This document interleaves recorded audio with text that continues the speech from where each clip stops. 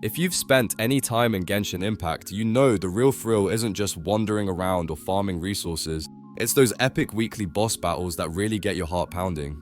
After grinding through endless mobs, leveling up your characters, and mastering your combos, there's nothing quite like facing off against one of the game's toughest enemies. These bosses aren't just big and bad, they're the kind of fights that test your skills and keep you coming back for more.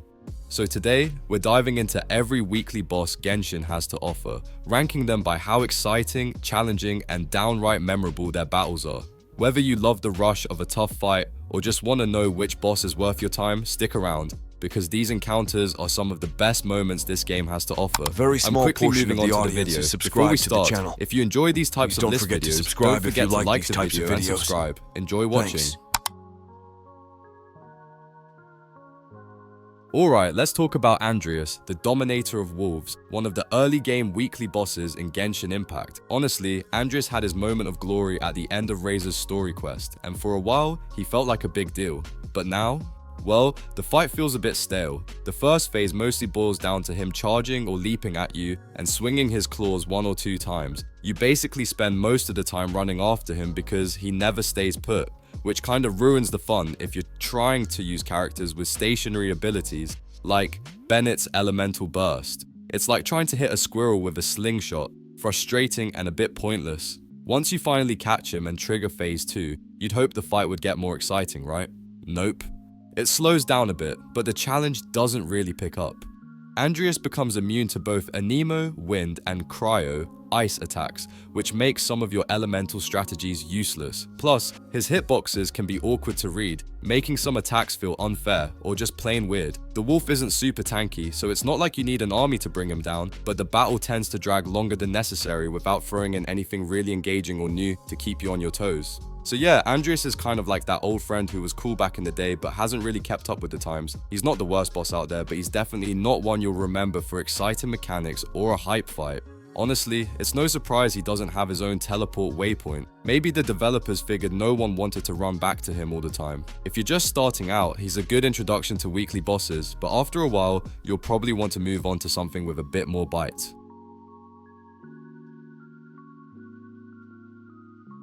Let's dive into Dvalin, aka Storm Terror, or as some like to joke, Venti's best buddy. This fight is one of the first big boss encounters in Genshin Impact, and to be fair, it starts off with a bang. The story does an amazing job building tension, and when you finally face off against Dvalin, it feels like a huge deal. The cutscenes are cinematic, the arena is massive and feels alive with all the environmental effects, and the battle itself actually challenges you on your very first try. It's one of those moments that really sticks with you when you're just getting into the game. But here's the catch. The more you play and power up your team, the less impressive this fight becomes. Dvalin starts to feel less like a terrifying dragon and more like a giant punching bag. Honestly, once your characters get strong enough, you can almost skip 90% of his attack patterns because they don't pose much threat anymore. The battle turns from an epic showdown into a quick checklist to see how fast you can melt him down. So while it's great for farming those essential boss materials, the fight itself loses a lot of its original impact and excitement.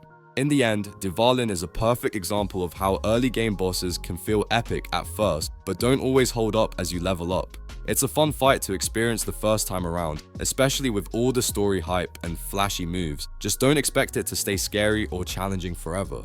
Eventually, you'll breeze through him and be itching for something a lot more intense. But hey, at least farming his materials is quick and painless. Let's talk about Child, the 11th Fatui Harbinger, and basically the first human boss you really face in Genshin Impact. The build up to this fight is pretty solid. You spend quite some time working alongside him during the story, so when you finally realize he's not the friend you thought he was, it makes that showdown hit a lot harder. This duel feels like a real climax, with high stakes and that tense feeling of facing someone who's not just powerful, but also super unpredictable. What really sets Child apart is his Riptide mechanic, which adds a cool layer of strategy to the fight.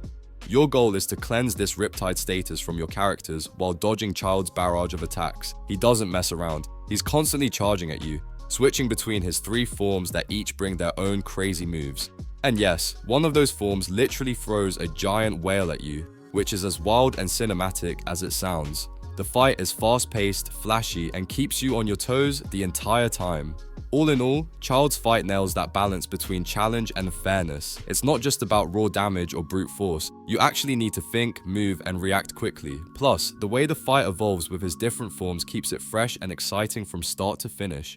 If you're looking for a boss that's got style, substance, and a bit of chaos all rolled into one, Child definitely delivers. Let's talk about Apep, the guardian of Apep's Oasis. From the moment you step into the arena, it's clear the developers put a ton of love into the atmosphere. The music is absolutely stunning, perfectly capturing that mysterious, ancient vibe. The stage looks incredible, with an eerie yet beautiful design that really sells the story of Apep's faded glory. Even the little details in its animations feel fresh and different. Honestly, it makes a lot of other bosses look a bit boring in comparison. Now, the phase shift animation, that's probably one of the most visually striking moments in the entire game.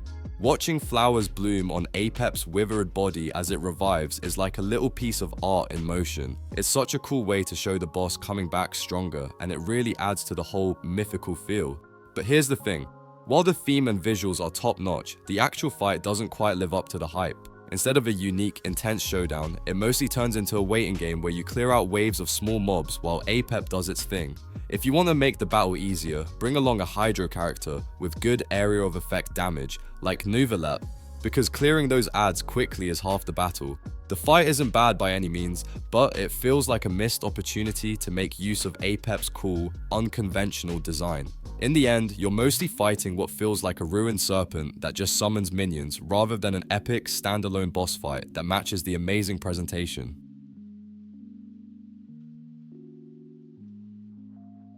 Let's dive into the Trial of Ice and Fire. The unforgettable showdown with La Senora, number 8 of the Fatui Harbingers. Even though she's currently out of the picture story-wise, her boss fight remains one of the absolute highlights in Genshin Impact. The arena itself, set right before the Raiden Shogun's throne, feels intense and personal, like you're stepping into the climax of a dark chapter. La Senora has been a fierce and ruthless presence throughout the story, so finally facing her in battle is that long-awaited moment where all the tension pays off. What really makes this fight stand out is the clever design behind its two phases. In the first phase, you're battling her icy assaults and chilling defenses, which forces you to rely heavily on pyro characters to break through the frostbite and destroy her orbs of heat. Then, just when you think you've got a handle on things, she flips the script by shedding her cryo form and igniting into a blazing fire mode. Suddenly, you have to keep your cool and focus on breaking cryo orbs to survive her fiery onslaught. This flip in mechanics demands you to think on your feet and build a team that can handle both extremes, fire and ice. All in all, La Senora's fight isn't just a boss battle, it's an experience. The limited arena space combined with the temperature-based mechanics pushes you to bring your A game and stay sharp throughout. It's an innovative and thrilling encounter that perfectly captures her icy cruelty and fiery desperation. Every time you replay the fight, the tension and excitement come rushing back, giving you chills just like the story intended.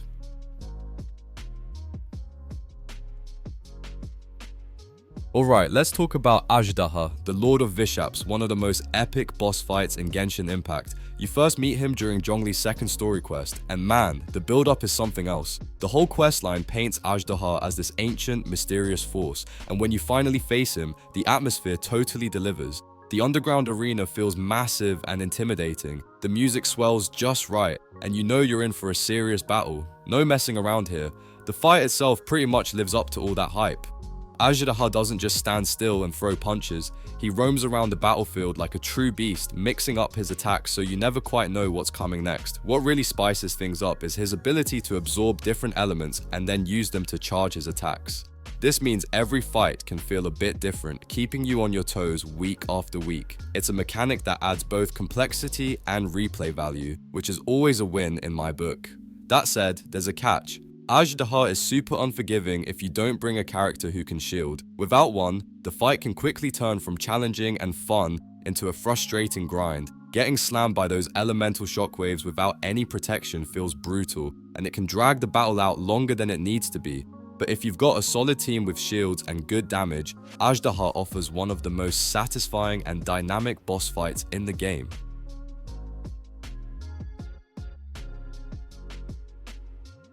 Magatsu Mitake Narukami no Mikoto, better known as Boss Raiden, is hands down one of the most iconic and intense boss fights in Genshin Impact. What's really cool is that this encounter actually lets you get a feel for her moves before the real fight begins, something unique in the entire game. You get to test your dodging skills during the Archon quest, which is fitting since this battle represents the epic metaphysical duel between A and her puppet that lasted over 500 years. It's a clash that's as much about willpower and control as it is about raw power. The arena itself is pretty minimalistic but incredibly atmospheric, perfectly capturing the oppressive and eternal prison E finds herself trapped in. From the moment the fight starts, you can tell Raiden Shogun isn't messing around. She's fast, brutal, and her moves have a weight to them that reminds you she's no ordinary foe. We're talking about someone who has slain gods and literally sliced islands in half. This is the kind of fight that demands your full attention, and every second feels high stakes.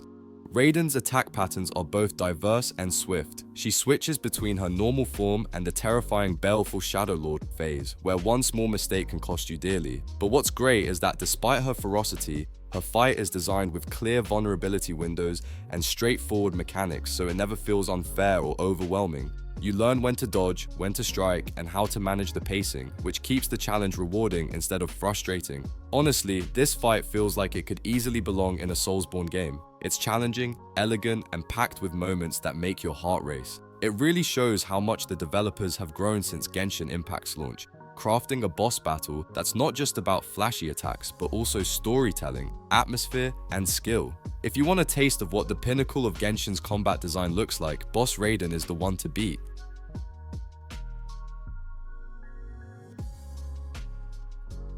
Let's dive into Scaramouche's boss fight, easily one of the most visually striking and emotionally charged encounters in Genshin Impact. Also known as the Wanderer or Hat Man, Scaramouche's story is one of the most tragic and complex arcs in the game. Created by A as a puppet but ultimately discarded out of fear, he grew up believing he was abandoned without any reason, which adds a deep layer of sadness and anger to his character. This boss fight isn't just a battle, it's a clash wrapped in the story of betrayal and lost identity.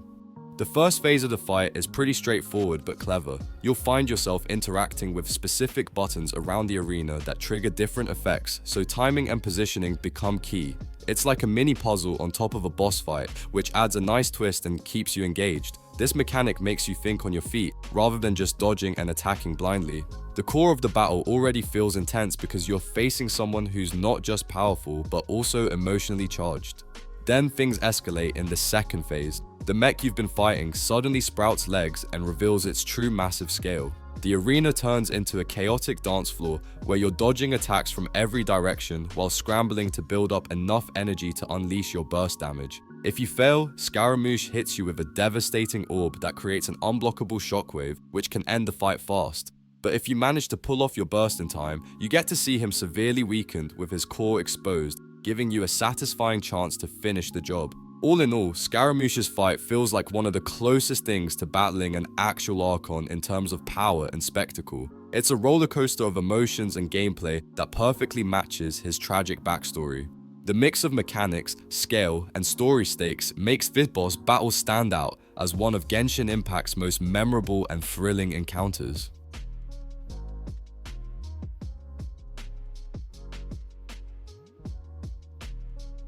Let's talk about the all-devouring narwhal, a truly colossal beast that feels like it could swallow entire worlds whole, which honestly fits its intimidating reputation perfectly.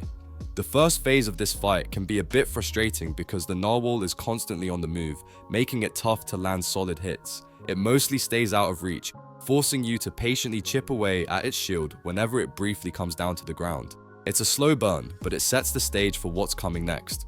Once you finally break through and trigger phase 2, the fight completely changes pace. The music shifts to something way more intense and urgent, and you can feel the tension ramp up instantly. This humanoid form of the narwhal attacks aggressively and non-stop. There's basically no downtime, and you have to stay super alert to dodge or block its relentless combos. This phase really tests your reaction time and how well you can read attack patterns, because it's basically a full-on assault from start to finish. When you manage to push past that whirlwind of attacks, the final reward is well worth it. The narwhal sprawled out, vulnerable and exposed, giving you the perfect chance to land those crucial finishing blows. It's a satisfying payoff after all the chaos, and it feels like a proper conclusion to a battle against the beast that truly lives up to its name.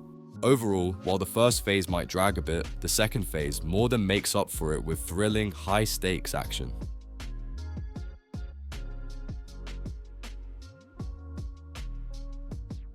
Let's talk about the Knave, Arlecchino's boss form, which is hands down one of the most intense and demanding fights in Genshin Impact right now. From the moment she was teased in the Fatui trailers, fans were buzzing about her, and honestly, she lived up to every bit of that hype. If you've completed Fontaine's story quests, you'll also feel that extra punch of thematic weight in this battle, which makes it even more satisfying and tense. This isn't just another boss fight, it's a showdown packed with personality and challenge. Right off the bat, Arlecchino doesn't waste any time. As soon as she revives, she lunges at you with an attack that can easily one-shot if you're not ready. So, having your elemental burst charged or a quick dash ready to dodge is an absolute must here. The fight demands that you stay sharp and never let your guard down, especially in that first phase where her lightning-fast moves and punishing combos already make her a nightmare to deal with. But just when you think you've seen it all, beating her once isn't the end of the story. The Knave then sprouts wings and pulls off a dramatic rebirth, coming back with a whole new, even deadlier skill set. Now, she's shooting out crimson spikes and has multiple devastating attacks that can wipe you out instantly if you mess up. This second phase ramps up the difficulty to a whole new level. It's like facing a boss that's learning and adapting to your every move. Overall, the Knave is a masterclass in boss design for Genshin Impact. The fight is mechanically demanding, fast-paced, and unforgiving, forcing you to really master your dodges, timing, and team composition. If you're looking for a battle that pushes your skills to the limit and rewards precision, this one's absolutely worth the hype. Just be prepared to get knocked down a few times before you truly conquer her.